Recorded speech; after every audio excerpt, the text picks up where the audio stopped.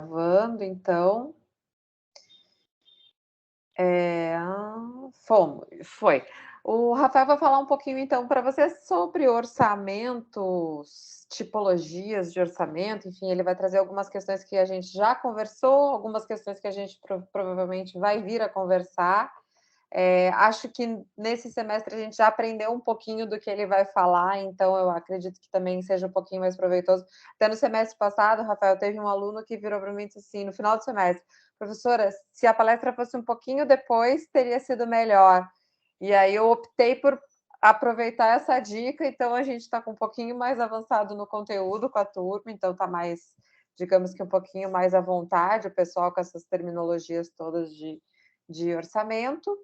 E, enfim, vamos começar. Eu vou passar a palavra para o Rafael. O Rafael vai se apresentar aqui para vocês. Enfim, é contigo, Rafael. Queria agradecer, né, a tua participação mais uma vez, agradecer muitíssimo, porque é sempre muito produtivo, é sempre muito bom poder contar contigo nesse desenvolvimento dessa disciplina, viu? Obrigado, professor. Eu que agradeço mais uma vez o convite. Prazer estar aqui falando com você e com a turma. Então, pessoal, como a professora Carolina comentou, meu nome é Rafael, eu sou aqui de Petrópolis, uma cidade do interior do estado do Rio de Janeiro. Eu trabalho na empresa chamada General Electric Selma, que é uma empresa que faz revisão de motores aeronáuticos. Ela está ligada ao grupo GE, cuja matriz é nos Estados Unidos. E atualmente eu trabalho como gerente de risco, mas ainda quando a gente começou a fazer essas conversas, eu trabalhava na área de planejamento financeiro, ou FP&A, e fiquei nessa posição durante 4 anos e meio, até que eu me movimentei esse ano. Então, a ideia aqui é trazer um pouco dessa experiência prática que eu tenho, dado que a Selma, essa empresa que eu trabalho, a gente geria um orçamento da casa de 4 bilhões de dólares de receita ano, com mais de 2 mil funcionários e uma operação altamente complexa. Então, a ideia aqui é a gente revisitar bem superficialmente alguns conceitos que provavelmente vocês já viram, e sempre associando isso com a parte prática da coisa. Então, eu vou começar a dividir a minha tela aqui. Eu não vou conseguir mais ver qualquer comunicação aqui ou alguma coisa com relação ao chat, mas Qualquer caso coisa eu te interrompo conforme for, pode ser. tá? Ou o Sim, sim, pessoal ergue a mão também, e aí a gente vai tentando conversar aqui direitinho, tá? pode ser. O que ficar mais fácil. Quem quiser sair do mudo também, pode ficar à vontade para perguntas, comentários, durante qualquer momento aqui da apresentação. Maravilha. Então, vamos lá, pessoal. O conceito aqui é bem simples, né? O orçamento, ele, na verdade, a história remonta ao que os pesquisadores trazem para a gente na bibliografia do assunto, é que a palavra ela pode ser, ela foi originalmente cunhada lá no tempo dos antigos romanos, quando a gente começa para a coleta dos tributos, e na França, que o termo que hoje é amplamente difundido, né, de budget, que é em inglês para orçamento, tem origem dessa palavra do latim bulga, que na verdade significa saco. E isso quer dizer que, na verdade, esses coletores de impostos passavam de casa em casa para coletar os impostos e eu jogando esse dinheiro nessa bolsa. Aí, durante o século XIV, mais precisamente entre 1400 e 1500, no final do século, ele teria se tornado uma prática governamental do parlamento inglês. Então, começaram a controlar o quanto que entrava de valores dos impostos e planejar a alocação desses mesmos recursos. Aí, se a gente avançar um pouco no tempo, no ambiente corporativo, a gente pode encontrar algumas primeiras documentações que datam da década de 20, nos Estados Unidos, com as empresas do POM. Novamente, o objetivo era a projeção e controle dos resultados, projeção dos resultados financeiros e controle financeiro da organização. Dito isso, a gente pode, aqui na segunda parte da tela, da apresentação, eu trouxe aqui algumas definições de diferentes autores e eu sublinhei algumas palavras-chave aqui para a gente tentar fazer uma concatenação de ideias aqui. Então, começando pelo Fresati. é o plano financeiro para implementar a estratégia da empresa para determinado exercício. Então, implementar a estratégia. Então, se a gente vai fazer um orçamento para uma empresa cuja estratégia é o crescimento, a gente vai esperar, vai ter uma expectativa diferente de alocação de recursos e capital, necessidade de financiamento, etc., para cumprir com esse objetivo de crescimento. Aí eu estou usando o crescimento como exemplo, mas pode ser qualquer outro tipo de estratégia. Se for no momento de crise, se preparar para uma retração ou alguma coisa nesse sentido, tá? Padovese e o Taranto é a expressão quantitativa de um plano de ação que se caracteriza por programar as atividades da empresa. Então, fazendo um link aqui, se o orçamento ele tem que estar atrelado à estratégia e ele é caracterizado por programar as atividades, a gente vai destrinchar agora num nível mais detalhado quais as atividades que vão corroborar para o cumprimento dessa estratégia. Então, ainda no nosso exemplo de crescimento, eu vou muito provavelmente ter gasto maior com a aquisição de ativo fixo, caso, né, a empresa vai investir em maquinário, pode ser contratação de pessoal, pode ser a formação de um estoque maior para preparar para uma demanda maior. Então, cada uma dessas atividades vai ser programada de acordo a cumprir com a estratégia organizacional. Aí agora o Hansen, 2003. Sua vantagem consiste em traduzir e unir diferentes segmentos e áreas de uma organização em um único plano. E isso aqui é muito interessante porque, apesar de cada uma dessas atividades serem coordenadas por áreas diferentes, né? Então a gente tem a área setor administrativo, marketing, RH, finanças, tecnologia da informação, TI, etc., e a operação propriamente dita, o objetivo comum vai fazer com que cada uma dessas áreas da organização atuem sempre no mesmo plano. Então, ele é um instrumento capaz de integrar todas essas diferentes áreas nesse plano comum. E, por último, aqui a gente também tem o Gitman, né? Então, o orçamento fornece roteiros para atingir os objetivos da empresa, oferecendo uma estrutura para coordenar suas diversas atividades e atuando como um mecanismo de controle, estabelecendo um padrão de desempenho contra o qual é possível avaliar os eventos reais. E essa questão do controle, obviamente, porque para garantir que as ações e as decisões sendo tomadas ao curso do ano em que o orçamento vai acontecer estejam próximas do valor orçado e, de certa forma, sob determinado controle também. Algum comentário? Tudo certo. Beleza, vamos lá então. Peraí, só um pouquinho, que temos aqui um. Ah, não, acho que foi algum engano. Ou sim. Pode falar, João. Oi, tá me ouvindo? Sim. Sim. É que eu não sei se tu tá mostrando alguma apresentação, mas pra mim ela não tá aparecendo. Não sei se tu tá compartilhando a tela. Pra mim tá. Pessoal, vocês estão vendo aí a apresentação? Vocês podem falar no chat. Perfeitamente para mim aqui.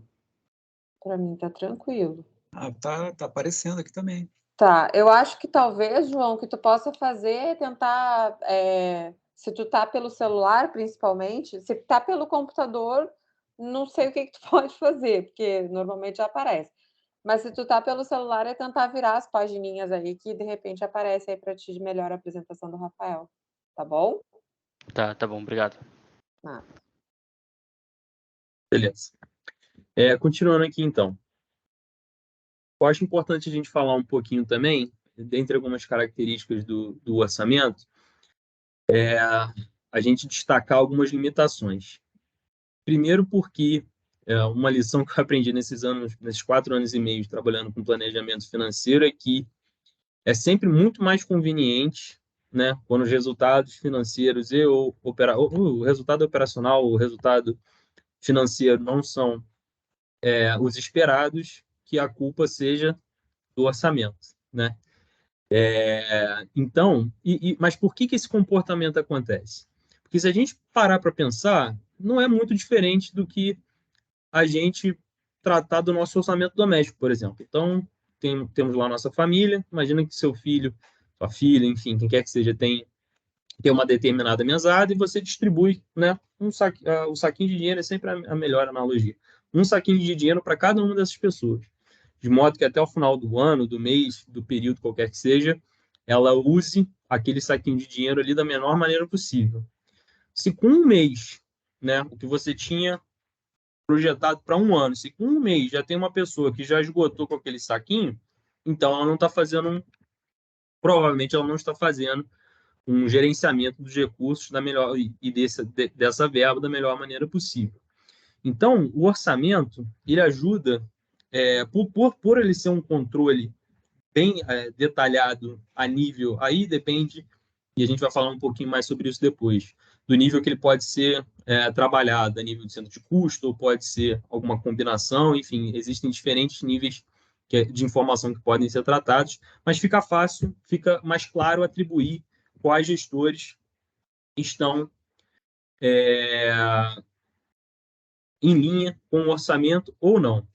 E a primeira reação para o cara que vai estar fora é justamente apontar uma falha. Então vocês não preveram esse pico na demanda, por isso que eu estou gastando mais material, vocês não preveram um período de férias que eu tenho aqui concentrado, então a maioria da população trabalha na minha área, por exemplo, vai tirar férias no carnaval e vocês fizeram uma projeção irreal da quantidade produzidas durante esse período. Então, todo esse tipo de coisa aparece em meio a essas discussões, tá?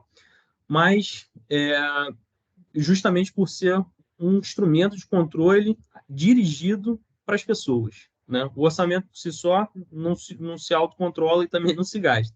Então, a gente tem os gerentes, os gestores e os líderes das organizações atuando com os funcionários para consumir esse recurso da melhor maneira possível, tá?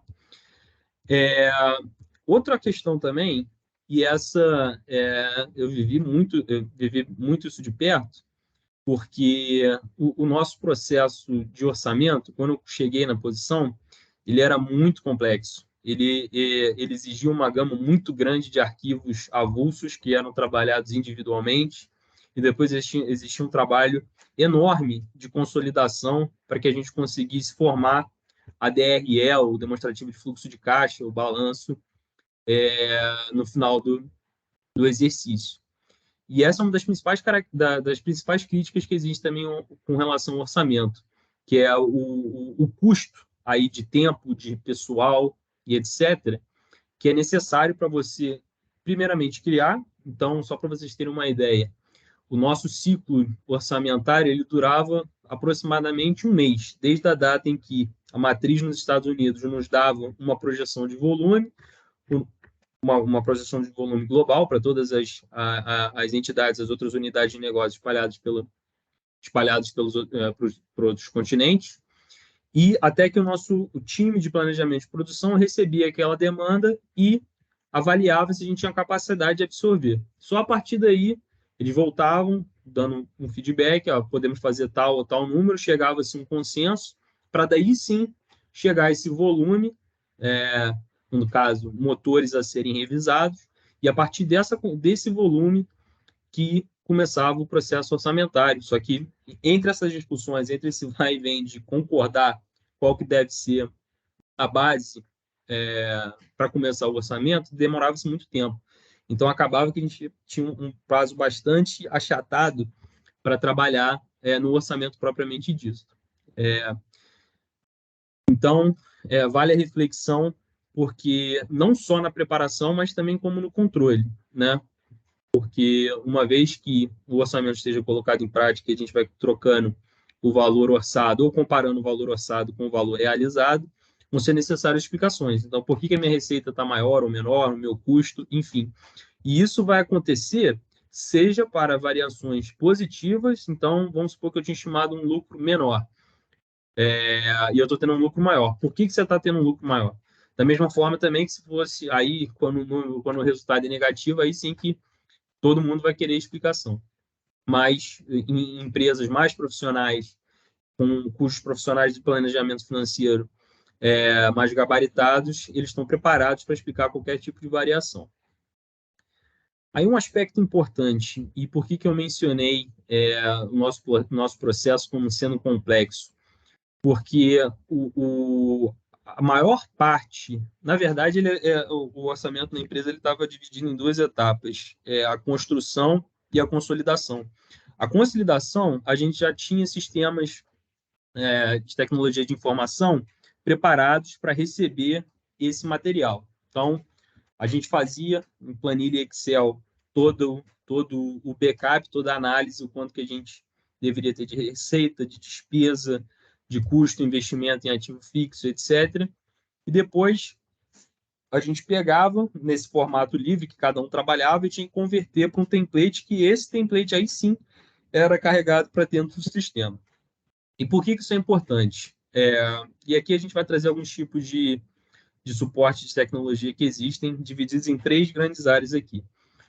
O primeiro deles são os sistemas de apoio, que são aqueles utilizados para gerar informações para o processo orçamentário. E aqui, bom, aí dependendo do tipo de orçamento a ser feito, mas não necessariamente ele vai estar restrito ao livro contábil, ao seu livro razão. Né? Você vai tirar lá o balancete das contas e a partir daquilo ali, dependendo do nível de granularidade, que se ainda mais for um sistema ERP, você pode ter bastante detalhamento, mas também outros sistemas. Então, vamos supor que vocês tenham, a empresa tenha algum tipo de ferramenta de CRM, onde tem um portal que fica disponível para os clientes, eles podem imputar suas informações de ordens de compras colocadas, uma projeção de demanda. Então, a gente consegue, ou melhor dizendo, deveria buscar todas as informações para ajudar na construção do orçamento, mesmo que elas ainda não tenham sido traduzidas em lançamento contábil. Tá? Então, por isso que eles são de apoio. Os sistemas de cálculo e elaboração, e aqui é justamente para aplicar todo o método e fazer as contas para chegar no valor tanto da DRE quanto do balanço, quanto da demonstração de fluxo de caixa. Eu estou falando desses 3 porque eles eram os 3 principais que a gente trabalhava na minha empresa, tá? Mas não necessariamente precisa ficar restrito a esses 3. E aqui a gente tem algumas opções interessantes de softwares que são internacionais, como o Hyperion, Cognos, Propix e o OFA, que é da Oracle, e tem os nacionais também, como DataSul e Microsiga. Então, para vocês ainda que não tiveram a primeira oportunidade de estágio, ou já estão no seu estágio, já estão efetivados, estão buscando um maior conhecimento e enriquecer, melhor dizendo, o seu currículo, vale a pena estudar, vale a pena procurar entender um pouco melhor, porque empresas multinacionais fatalmente vão estar usando algum desses tipos de sistemas. Então, isso pode ser um diferencial para vocês durante um processo seletivo, tá? E por ser uma ferramenta padrão, obviamente que existem oportunidades de customização, mas o core desses sistemas vão ser o mesmo, independente do contexto, do tipo de negócio. E, por último, a gente vai tratar dos sistemas de controle e acompanhamento, que aqui basicamente vai ser o razão contábil, uma vez que a gente só vai tratar como um dado realizado aquele que gerou um lançamento no sistema, no razão. Bom, agora a gente vai falar de alguns tipos de orçamento e esse gráfico, essa figura aqui no lado esquerdo, ele ajuda a gente a entender que existe uma divisão de 2 vertentes que pensam de maneiras distintas, de maneiras diferentes sobre o orçamento empresarial. Então, a vertente 1 é conhecida como vertente americana e a vertente 2 é conhecida como vertente europeia. As principais diferenças vão estar no nível de controle e dispêndio, gasto com relação à criação do orçamento. Então, se a gente começar por alguns tipos aqui da vertente 1, da vertente americana. Então, a gente tem o orçamento estático, o budget, que vai ser determinado a partir do volume de vendas, e uma vez que a gente defina quais são esses valores, eles vão permanecer o mesmo até o final do período sendo orçado. E cada gestor, cada gerente, né, melhor dizendo, de cada centro de custo das empresas, vai ser responsável por justificar e explicar as variações. Então, a minha empresa ela trabalhava no modelo híbrido, mas a gente partia, a nossa base era sempre esse orçamento estático. Então, a gente congelava um volume de motores a serem produzidos por ano, e a partir desse volume, toda a receita, todo o custo atrelado a ele também ficava congelado, e esse era o número que a gente teria que explicar qualquer variação ao longo do ano. Aí, do ponto de vista de execução, uma prática que era muito comum era uma vez por trimestre, 2 vezes, na verdade, uma durante o trimestre e após o fechamento de cada trimestre, existia um comitê que se reunia para discutir justamente as principais variações que aconteceram para o orçamento naquele determinado trimestre. Então, a primeira reunião antes do encerramento, do fechamento do contábil, era uma estimativa, então a gente já tentava trazer para a liderança da empresa uma estimativa de como iam ser os números para o fechamento do trimestre, e depois tinha um pós-mortem, uma revisão já com os números fechados, os números extras, os números realizados, explicando qualquer variação contra o orçamento e contra a nossa última estimativa também, tá? Que é justamente o nosso segundo aqui, opção, que é o forecast ou orçamento ajustado. Esse aqui é interessante porque a diferença dele é que os dados ou os períodos de tempo ainda não realizados, eles podem ser ajustados, caso haja alguma mudança significativa em premissas. Então, por exemplo, se eu tenho um período orçamentário de 12 meses, se eu já tenho 3 meses que já estão realizados, a gente poderia trabalhar e atualizar os 8 meses restantes, caso a gente tenha uma nova perspectiva para essas principais premissas. Então, por exemplo, durante a pandemia, né, que impactou a todos severamente, a gente tinha uma expectativa de crescimento alta, bastante elevada em 2020, que não se concretizou devido à queda de volume, obviamente, causada pela pandemia e todas as demissões, enfim, todas as coisas que acabaram acontecendo.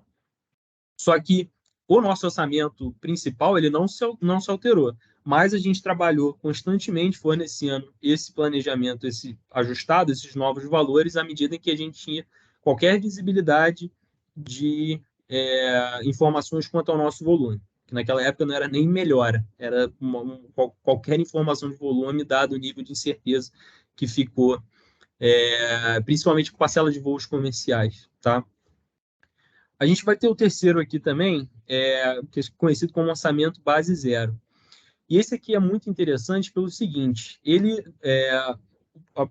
o principal objetivo dele é permitir que você não carregue esse passado, porque para esses outros dois anteriores, é muito comum a empresa partir de uma base que vai ser o ano anterior e aplicar ajustes volumétricos para chegar no novo número. Então, se eu tinha 100 unidades produzidas e me gerava uma receita de X, se eu for fazer 150, eu vou ter um incremento de volume de 50%, a minha receita era para ser 50% maior. O orçamento base zero ele é diferente, ele ignora os dados históricos e ele parte de uma avaliação bem minuciosa e justa das necessidades da empresa e questiona a necessidade da existência de qualquer atividade ou qualquer necessidade para consumir aquele recurso. Então, meio que aplicar uma reengenharia dos processos, ao invés de partir de uma base histórica. A gente tem o ABC ou ABM, que é o custeio baseado em atividade. Então, uma forma muito comum de se trabalhar o orçamento seria na menor unidade de análise dentro de uma razão contábil, dentro das demonstrações financeiras, que seria o centro de custo. O custeio baseado em atividade, ele vai além no sentido que, vamos supor que a gente tem uma linha, centro de custo 1, 2 e 3, preparação, vamos supor que seja pintura e acabamento. são 3 centros de custo diferentes de uma peça A. Mas a gente pode definir como atividade produção de peça A como a soma desses 3 centros de custos diferentes. Então, a gente vai subir em um nível a unidade de análise e a gente vai tratar daquela atividade ao invés daquele centro de custo específico. E nesse método é interessante que permite avaliar não só para o planejador financeiro, né, para esse analista que vai estar fazendo a criação do orçamento, mas como também para a própria operação, porque a ideia aqui, o orçamento, para dar certo, ele tem que ser construído a várias mãos, né? Não adianta só a gente em finanças, na área de contabilidade, achar que a gente vai gerar todos os números, eles vão ter a aceitação completa por parte das operações. Então, trazer o time operacional e ter esse engajamento desde o início é um fator preponderante para a gente, para no final das contas, esse orçamento ser construído de maneira mais acurada e ter resultados melhores no futuro, tá? Então, a partir desse momento em que tem esse diálogo aberto, pode-se discutir no melhor interesse da empresa e das áreas quais atividades geram valor ou não, e aquilo que não gera valor pode ser cortado e novas oportunidades podem ser investidas. E o último aqui é o controle matricial. Esse aqui é bem interessante, ele também era aplicado na minha empresa. Como é que ele funciona? A ideia nessa matriz é justamente você ter uma visão vertical e uma visão horizontal. Então, vamos supor que na visão horizontal a gente tenha centros de custo. Então, eu vou ter cada um dos diferentes centros de custo da empresa, tá? E esse camarada aqui, esse gestor desse centro de custo, ele vai ser responsável por todo o orçamento, independentemente do tipo de despesa que ocorra para esse centro de custo. Então, vamos supor que quais são as despesas comuns que áreas produtivas têm. Então, vai ter gasto com salário pessoal, tem despesas de depreciação, caso tenha algum equipamento de ativo fixo, despesas com manutenção, despesas com materiais, matéria-prima e escritório, etc. Então, o gerente, nessa visão horizontal, ele vai estar vendo tudo que vai estar acontecendo para esse centro de custo, independentemente do tipo de despesa que está sendo ocorrida. E por que esse método é legal? Porque aí vem a segunda parte da matriz, que é uma visão horizontal. E o que ela quer, vertical, perdão. E o que ela quer dizer? Que agora, como cada gerente vai estar olhando tudo que vai acontecer para aquele centro de custo, eu quero ter uma pessoa que vai ser responsável por analisar um grupo comum de despesas. Então, a gente, na minha empresa, dividia por contas. Então, tinham 11 contas diferentes que iam desde matéria-prima, então toda a nossa despesa esperada para toda empresa de matéria-prima, e esse cara aqui ia ser responsável por fazer esse controle e colaborar na elaboração do orçamento. Manutenção, mesma coisa. Então, é um responsável pela manutenção, ele discutia com cada um dos gerentes do centro de custo para entender as necessidades de cada área e ele controlava a conta de manutenção como um todo. Por exemplo, vamos supor que o centro de custo 1 precise fazer uma reforma, pintar, trocar, fazer um reajuste, um rearranjo de layout, etc. A outra área já precisa de uma manutenção específica ou troca de peças de um equipamento específico. Então, o responsável por analisar essa conta de maneira horizontal, ele vai conversar com cada um, vai entender as prioridades e vai priorizar justamente aquilo que é mais importante para a empresa naquele momento. Então, por exemplo, uma pintura de uma parede não é tão importante quanto a gente fazer uma atualização de um software de uma máquina, ou trazer um técnico para fazer um treinamento ou de pessoal ou alguma própria manutenção na máquina também nesse sentido. Então, essa matriz funciona dessa seguinte forma. Algum comentário, alguma pergunta? Acredito que não, gente. Fiquem à vontade. Mas no chat aqui a gente não tem nada. Eu não sei se no chat eles conseguem digitar. Qualquer coisa a gente manda em mensagem pelo Moodle. Por causa do negócio de não ser participante, tem algumas limitações, às vezes esse negócio entendi. aqui é chato. Como a gente não tem mais a turma online, a gente não tá todo mundo praticamente como convidado.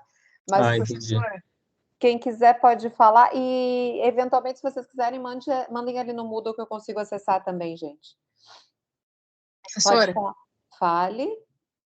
eu não consigo acesso pelo chat, não aparece o chat para mim, eu entrei, eu acho que como participante mesmo. Eu não sei o que é, eu acho que é por causa dessa questão da sala. Como a sala não é uma sala em que vocês estão inscritos, existe um pouquinho de dificuldade. Mas pode ir mandando qualquer coisa, falem aqui. É até bom, porque aí fala direto com o Rafael, não tem intermédio. Ou então manda ali no Moodle que eu consigo acessar, tá bom? Maravilha. Eu tô achando que é estranho, porque como não tem nada no chat, realmente é porque eles não estão conseguindo acessar mesmo. Beleza. Tá bom.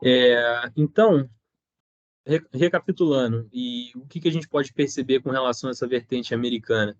Primeiro, que ela é altamente voltada para o controle, então, seja na maneira como o gerenciamento do orçamento é feito ao longo do ano, mas como também na rigidez, uma vez que seja determinado qual que é o valor do orçamento para aquele ano, ele vai ser mantido até o final, independentemente do que aconteça no cenário econômico, etc.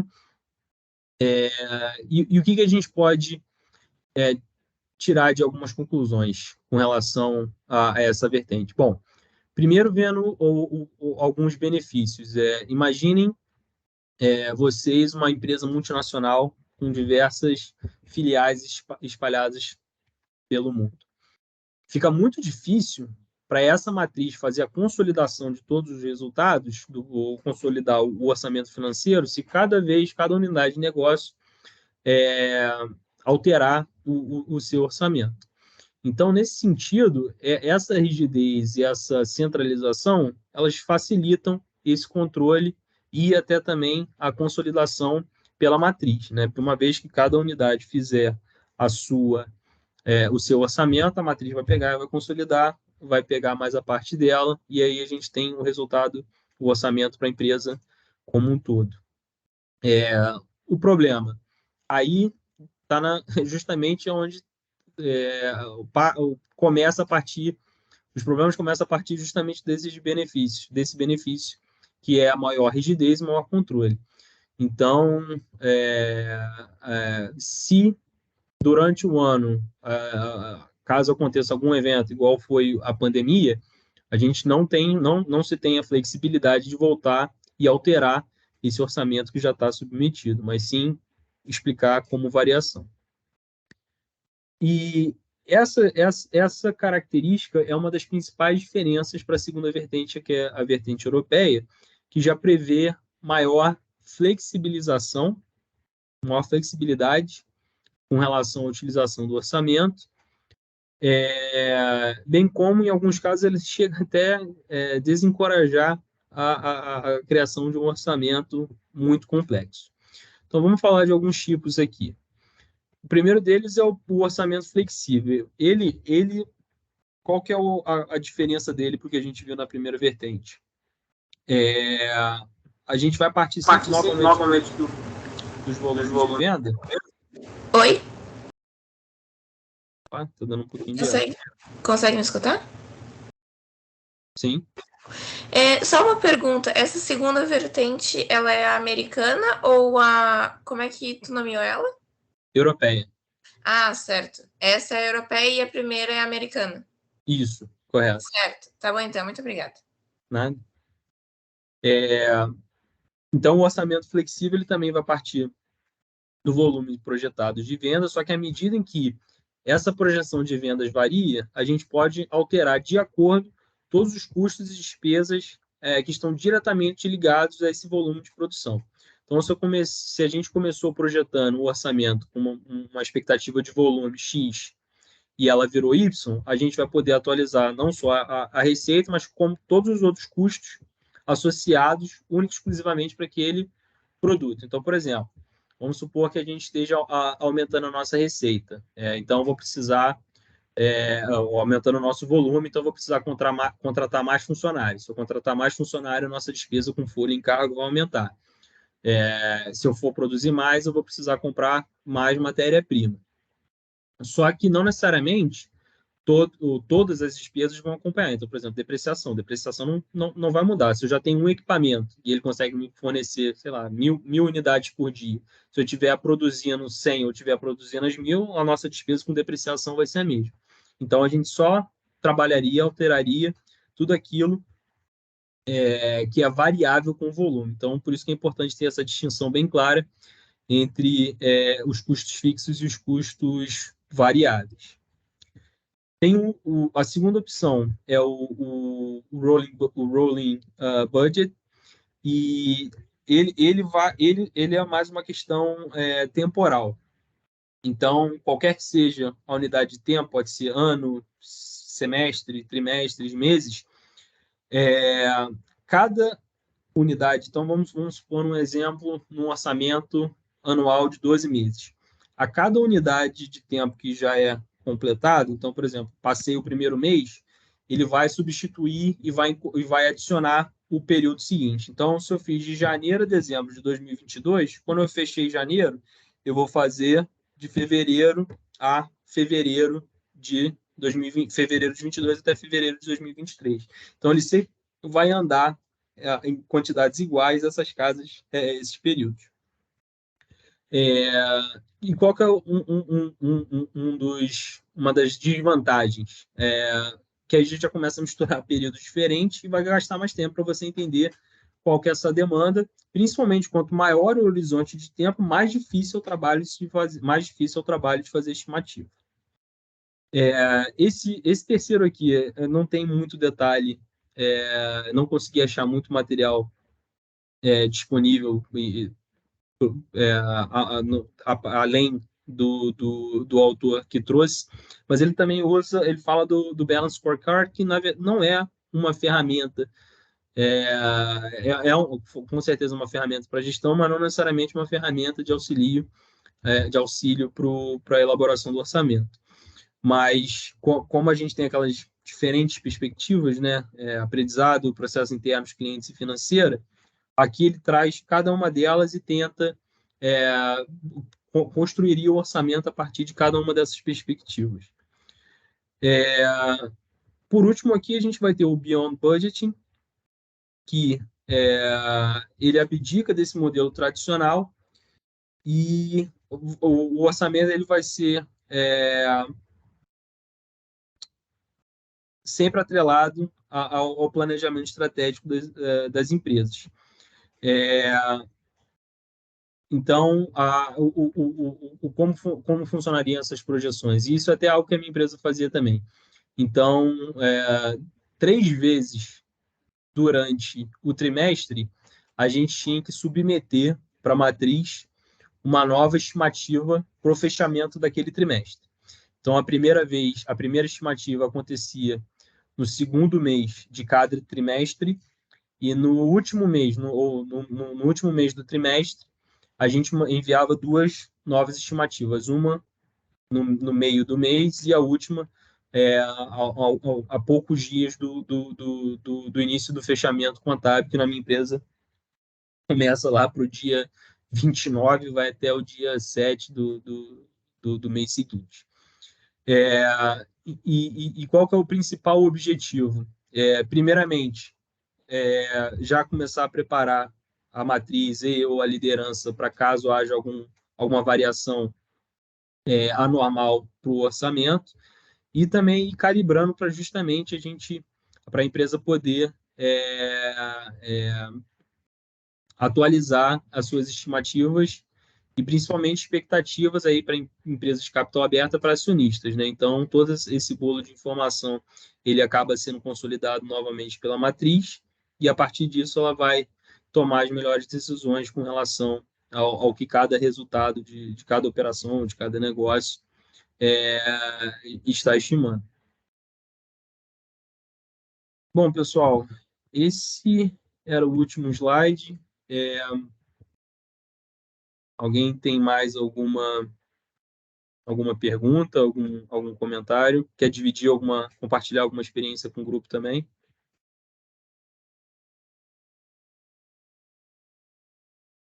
Gente, está aberto aí para vocês se vocês querem tirar se vocês querem fazer alguma pergunta para o Rafael, se vocês querem trazer alguma questão. Eu estou tentando aqui atualizar aqui o chat do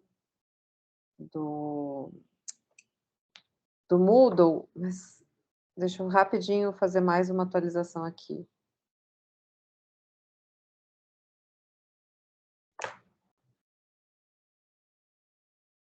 Eu acho que, de repente... Não tenho nada aqui de novo, não. Mas quem quiser perguntar alguma coisa para o Rafael...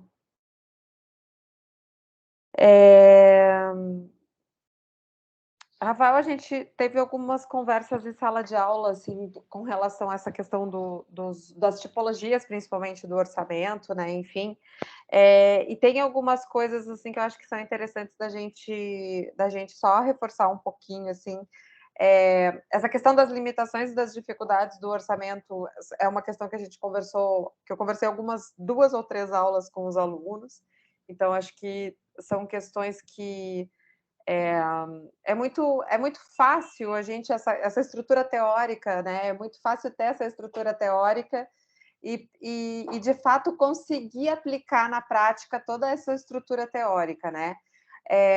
Uma discussão, uma questão que eu trouxe para eles, e que é um pouco dessa discussão que o Lunkes, eu acho que propõe, desses tipos orçamentários serem um aprimoramento, né, do próprio orçamento. A minha pergunta para ti, por exemplo, assim, na tua empresa e a tua experiência, né, o que te trouxe a tua experiência, mas essa questão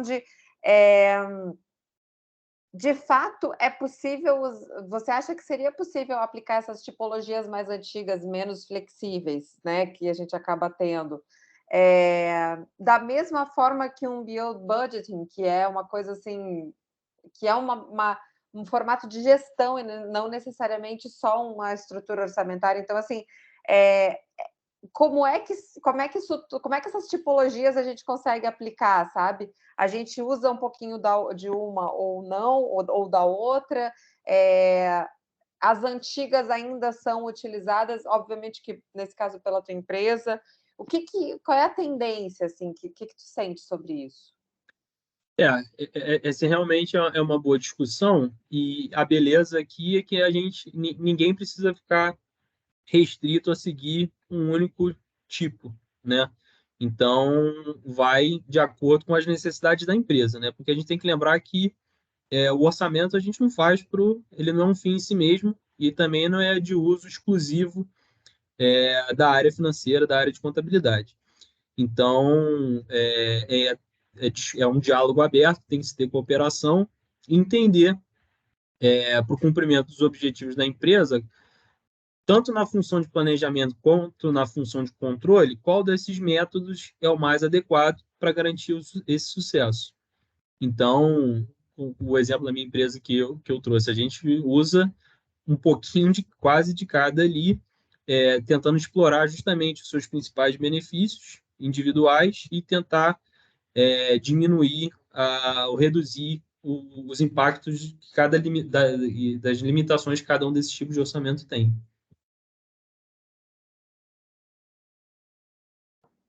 Que na verdade é um combo, né? Do mesmo jeito que se aprimora, Com se certeza. adapta, né? Com certeza.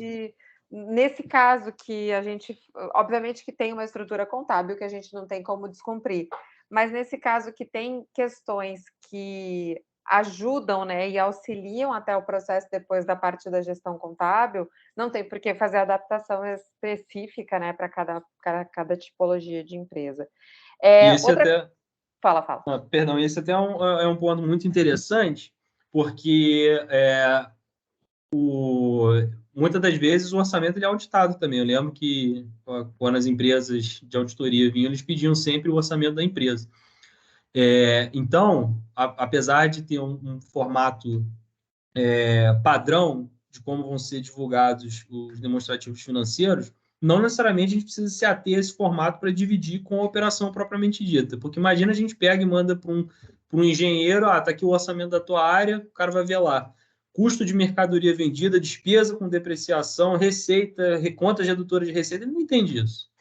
Então, parte do que a gente faz também é transformar essa informação contábil em algo mais palatável, algo mais claro para quem não é contador da área de contábeis, poder entender e, a partir daí, também tomar decisões que vão estar fundamentadas, né, no orçamento, entendendo qual é o impacto dessa decisão vai ter para o orçamento e, consequentemente, para o restante da empresa. Sim, até porque se é um trabalho integrado, né, nem todo mundo vai entender o que a contabilidade está dizendo, né? Até Claro. acho que teve um semestre que você... O Rafael não é contador, ele é administrador, né?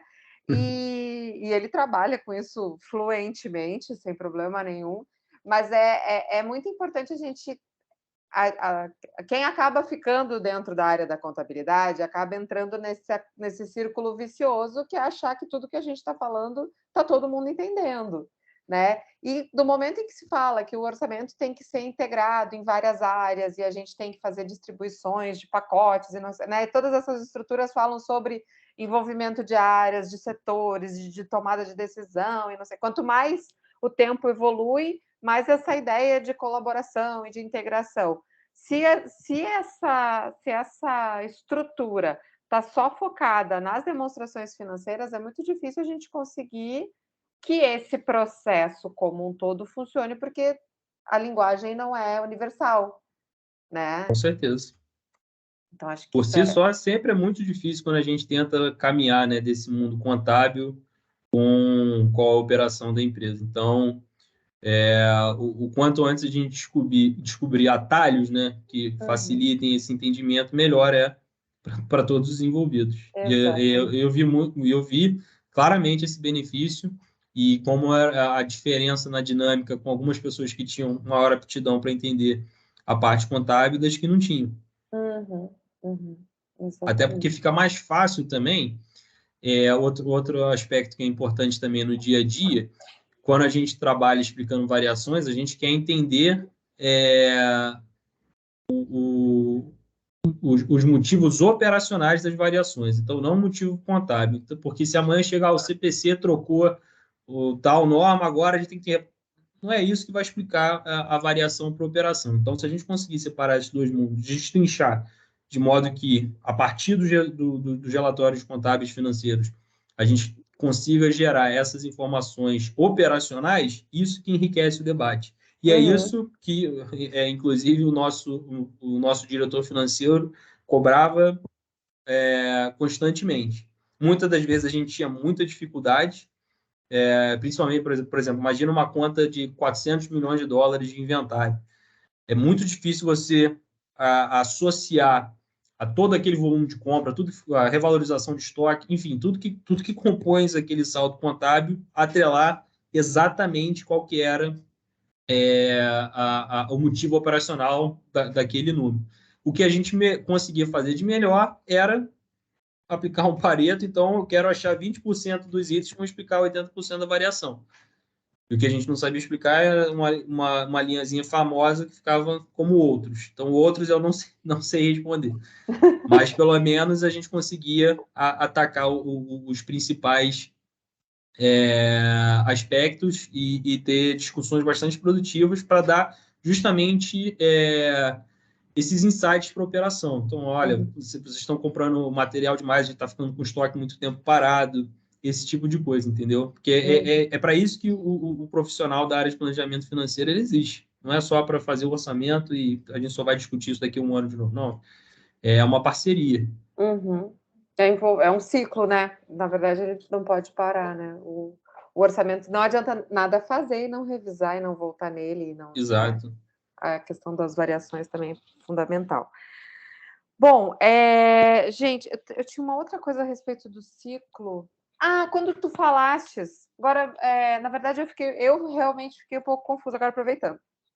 Anotei aqui. Quando tu falastes que o ciclo do orçamento na empresa era de um mês. Me explica para a gente um pouquinho melhor esse tempo, esse ciclo e o processo dele, o início, meio e fim, vamos dizer assim. Se a gente imaginar num calendário, da primeira atividade que acontecia até a gente conseguir entregar ele no formato das demonstrações financeiras para fazer o carregamento no sistema, demorava como se fosse 30 dias corridos. Então, o dia 1, o que era previsto para o dia 1 desse calendário? A matriz se reunir com as filiais e determinar uma projeção de volume. No dia 5, a cada uma das filiais devolveria, falando, ó, matriz, eu não consigo fazer esse volume, eu não fazendo cada uma das suas considerações. Aí depois vinha, uma vez que era acordado qual que era esse volume, que demorava em média alguma coisa de 2 a 3 semanas, sobrava uma semana para a gente na área de planejamento financeiro, virando noite, trabalhando muito, consolidar isso tudo e chegar, fazer revisões, né? Porque não adianta a gente fazer tudo e esperar que vai ter o aceite no dia da apresentação, não. Então, a gente sempre faz conta para trás. Então, se o meu prazo de entrega era dia 31, no dia 25, a gente tem que ter tido uma revisão com todo o staff, com toda a presidência, liderança, etc., para apresentar para eles. Aí sempre vem o dever de casa, então a gente tinha que trabalhar. O que a gente não tinha resposta, a gente tinha que procurar para responder. O que era alguma sugestão, alguma alteração, a gente tinha que trabalhar nessas mudanças e atualizar todos os templates, atualizar toda a base de dados para refletir o que fosse discutido, até que a gente chegue num resultado final acordado por todos. Não dá para seguir sem esse aceite. E a partir daí, aí sim que a gente vai lá e vai preencher os templates para fazer os uploads necessários. Mas se a gente colocar assim numa linha do tempo, é mais tempo afiando o machado do que necessariamente cortando a árvore. Uhum. O orçamento em si era para quanto tempo essa previsão, esse planejamento de vocês? Para 1 ano, 12 meses. Uhum.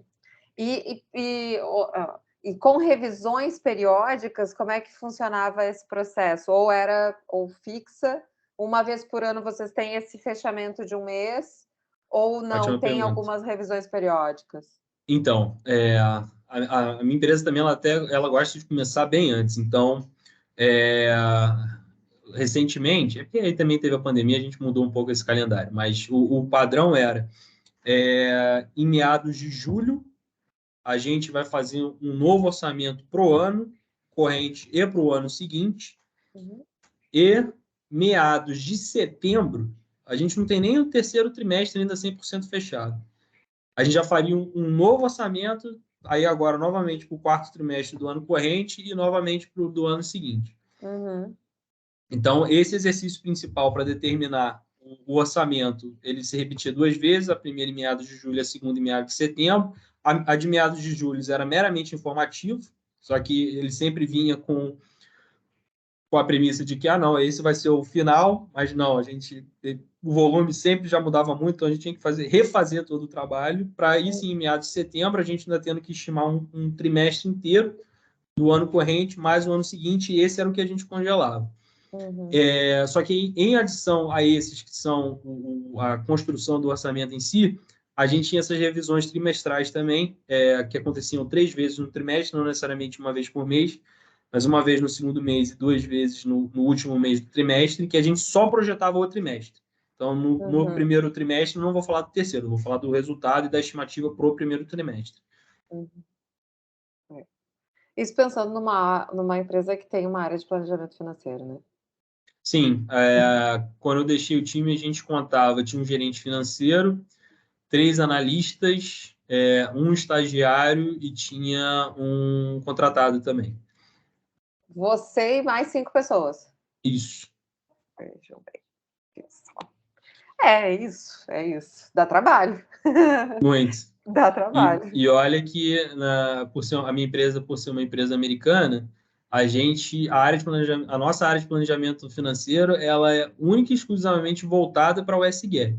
Então, toda a questão... A gente fazia algum trabalho de estatutário também, de plano, de demonstração de resultado, mas muito mais para atender auditoria do que necessariamente o diretor da empresa vai estar olhando o resultado apurado no que a gente vai submeter com as obrigações fiscais. Não, a gente nem olha esse número.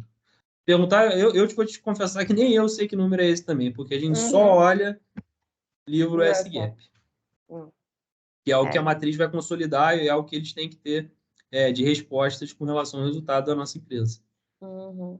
Perfeito. Tá ótimo. Bom, gente, é isso. Eu estou aqui, deixo eles à disposição para, se alguém quiser abrir o microfone, vou dar um refresh aqui. Uma pergunta. Pode ficar à vontade. Hoje, se tu fosse enquadrar em um único orçamento, esse que era executado, qual que tu mais enquadraria ele? Boa pergunta. Ele acaba sendo um pouquinho de cada, porque a gente customizava de acordo com a necessidade de cada conta, aí pensando na DRE de cada conta. Então, por exemplo, fazer a estimativa de receita. A receita a gente fazia como base histórica. Então, a gente sabe, a nossa empresa, como comentei, faz revisão de motor aeronáutico. Então, a gente vai ter clientes como Azul, Gol, TAM, clientes internacionais também, FedEx, toda essa sorte de cliente. Então, a gente tem uma base histórica que diz que o custo de revisão de um motor FedEx, contrato tal, nas condições tal, é de tanto. A gente faz uma média, porque a gente tem essa amostragem, porque normalmente as frotas são grandes. Cada frota pode ter 200, 100 motores, então... E a Selma, que é a minha empresa, absorvia muito desse conteúdo. Então, a gente tinha essa base histórica e a gente utilizava essas médias aritméticas simples para a projeção do custo. E aí é uma questão também, uma tratativa contábil nossa. A gente igualava sempre a receita igual ao custo, porque na consolidação no S-Gap, lucro entre empresas do mesmo grupo ele é eliminado, né? Porque não é lucro de verdade, é bolso esquerdo para bolso direito. Então, a gente partia sempre do custo, e o custo era uma média histórica. Conta de despesa, overhead, aí cada conta tinha um tratamento diferente. Algumas eram base zero, então, por exemplo, manutenção. A manutenção é sempre um bom exemplo, porque se a gente parar para pensar, esse ano eu pintei a parede da área 1. Não é só porque eu tive, isso gerou lá, vai estar no nosso razão. Não é só porque eu tive essa despesa para pintar a área 1 ano passado que eu vou precisar pintar a área 1 de novo no ano seguinte.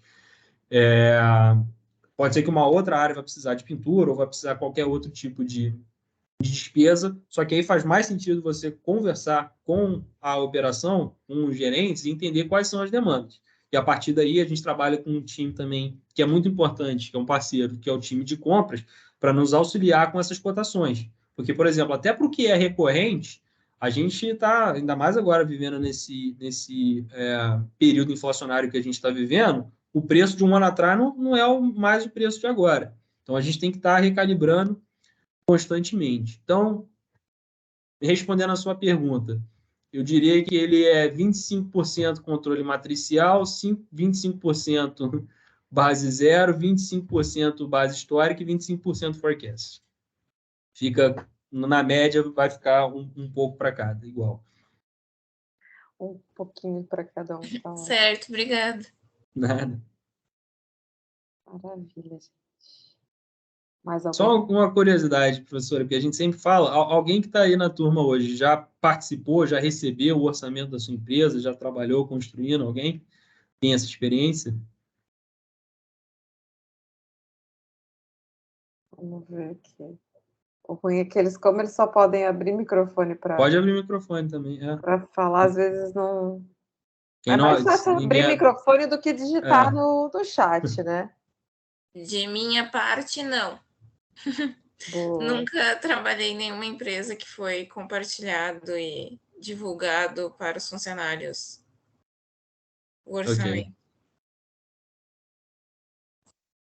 Ok. Tinha alguém nessa turma que, se não me engano, trabalhava com orçamento. Agora eu já não me lembro mais. De repente não está agora, não. Mas, enfim. Não, tudo bem. Era só de curiosidade mesmo, porque eu sempre gosto de conversar com outras pessoas, principalmente da área, para entender, ainda mais se for uma empresa nacional, entender quais são as diferenças, as principais limitações, as dificuldades, enfim. Verdade. Então, esse é sempre legal para o debate.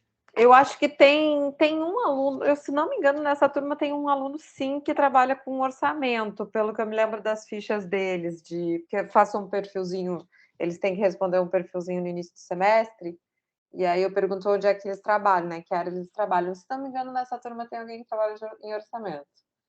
Enfim, mas vamos ver se essa troca uma hora dessas acontece. Então.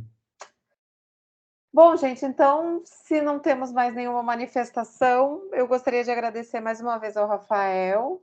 Ele traz, acho que, aspectos bem interessantes para a gente aproveitar e aprofundar um pouquinho o nosso conhecimento na área, né? Enfim, tentar se aproximar um pouquinho dessa parte prática e entender, de fato, o que é aplicável, o que não é, porque a gente vê muita coisa na sala de aula, a gente começa a fazer um monte de coisa, agora eles começaram já a desenvolver o trabalho, né, de desenvolver um orçamento de fato, então, até que ponto isso de fato eles vão precisar fazer, que é mais ou menos agora, pensando agora friamente, o trabalho em grupo, teoricamente, considerando que tu tinha uma estrutura, né, de onde 6 pessoas estavam trabalhando, num orçamento fictício, a gente consegue trabalhar entre 4 pessoas aí tranquilamente também, né, enfim, mas tem gente que acaba encarando individual, enfim, mas vai sendo, vamos ajustando aqui.